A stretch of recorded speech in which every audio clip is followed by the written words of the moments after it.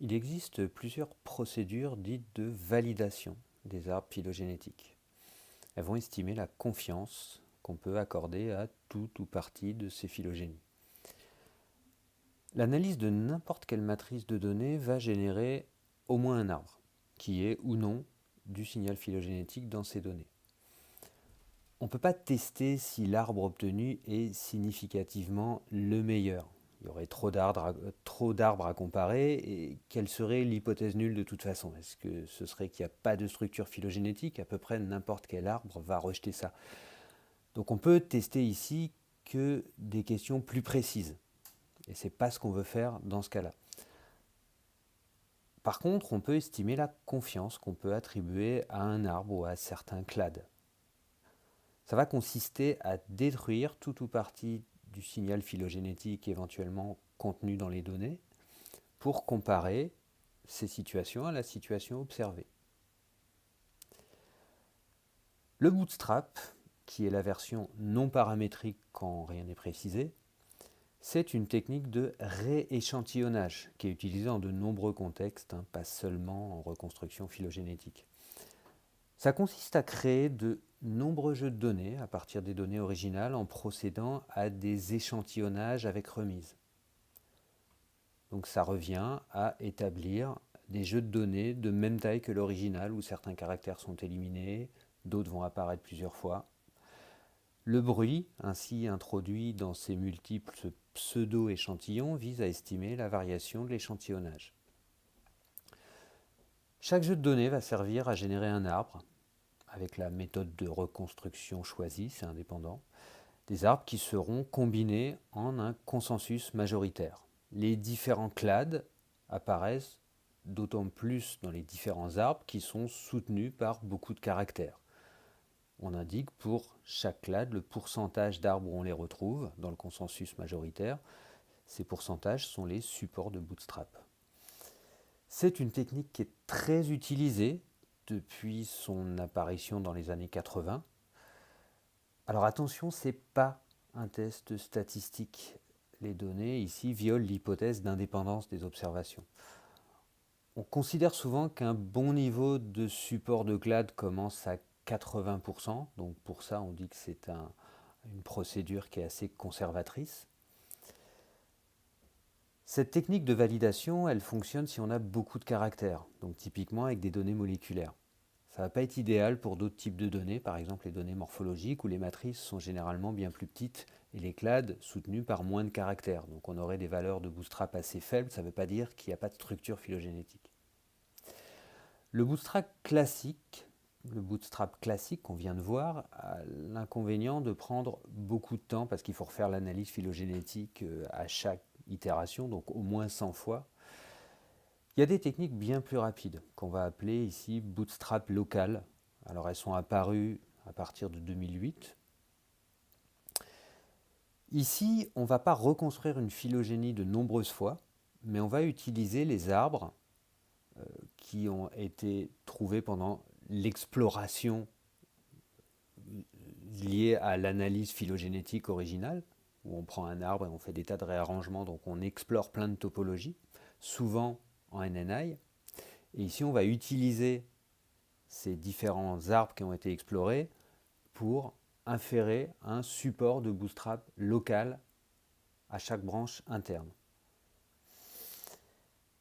Il y a différentes techniques qui sont utilisées pour tester le support des clades avec donc un faible coût en calcul. Donc je ne vais pas décrire ces techniques ici, mais par exemple, on peut utiliser le rééchantillonnage de type REL.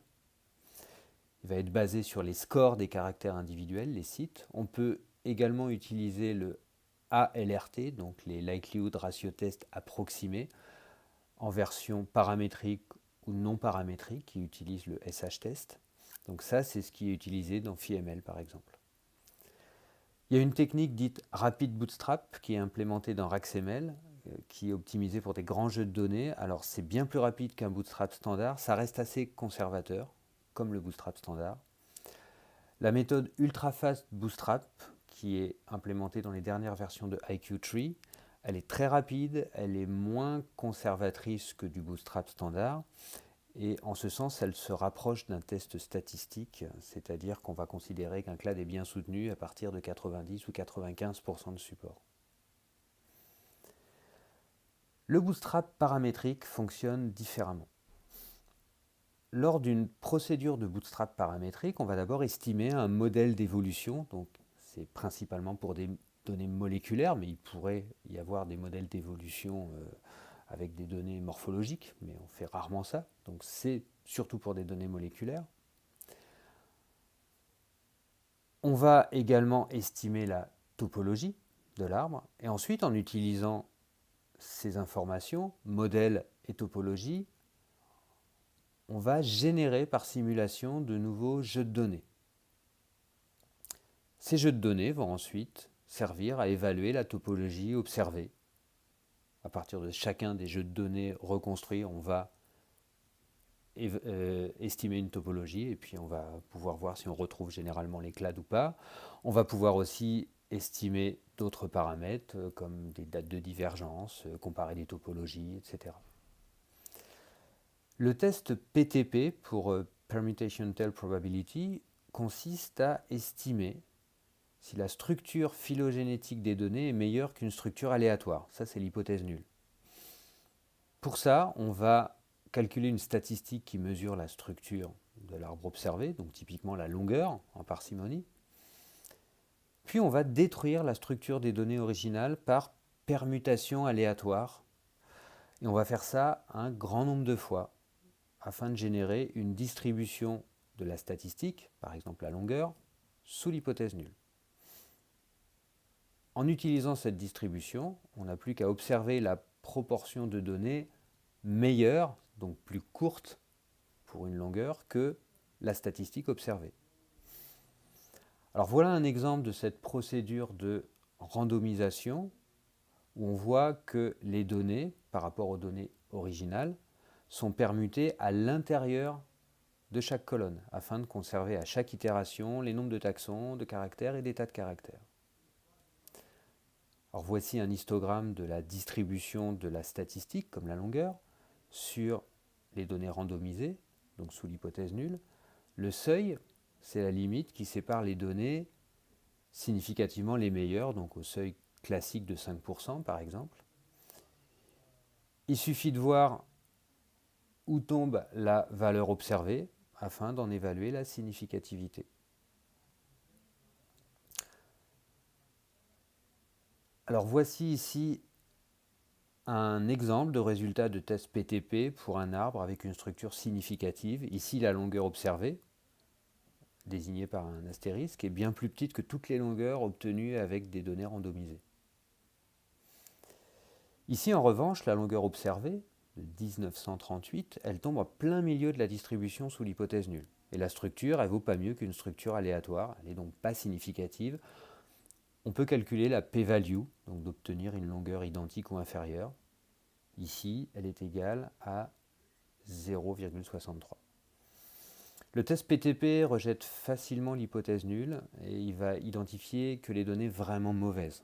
En outre, il donne une information globale et il n'indique pas où la structure se situe éventuellement dans les données. L'indice de Bremer, qu'on appelle aussi Decay Index, va mesurer la structure phylogénétique dans un arbre uniquement dans un contexte de parcimonie. Avec ce critère, le meilleur arbre, c'est l'arbre le plus court, celui qui compte le moins de pas. La recherche de cet arbre permet aussi d'obtenir des arbres légèrement plus longs, des arbres sous-optimaux. Le principe ici est qu'un clade est d'autant plus solide qu'il apparaît même dans des arbres sous-optimaux. L'IB, c'est le nombre de pas nécessaires duquel on va allonger un arbre pour chaque clade pour que ce clade disparaisse. Il est donc d'autant plus important qu'un clade est bien soutenu. L'addition des indices de Bremer pour chaque clade donne un indice global pour l'arbre. Alors cet indice, il n'est pas standardisé, comme le bootstrap, mais il est cohérent avec le bootstrap, c'est-à-dire quand on a de forts supports de bootstrap, on a des valeurs élevées d'indice de Bremer.